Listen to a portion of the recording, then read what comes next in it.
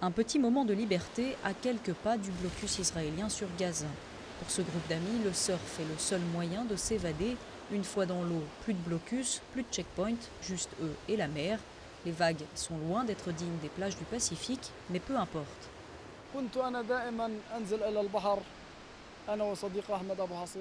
On a toujours passé du temps en bord de mer avec mes amis. On adore ce sport. On l'a découvert à la télé quand on était petit, alors on a commencé à se fabriquer des planches avec des morceaux de bois.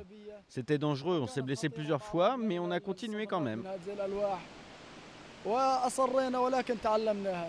Il serait une quarantaine à faire partie du club de surf de Gaza. À cause des restrictions liées au blocus, ils se partagent le matériel, 15 planches de surf et quelques combinaisons obtenues grâce à des donations d'associations internationales.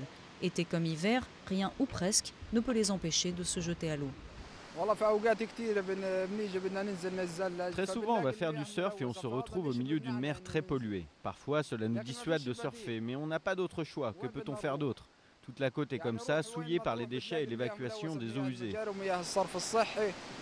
Allergies, maladies de peau, les conséquences sur leur santé sont multiples. Pourtant, presque chaque jour, entre les heures de travail, ils s'entraînent avec un rêve qu'ils partagent depuis plus de 20 ans, celui de participer à une compétition internationale.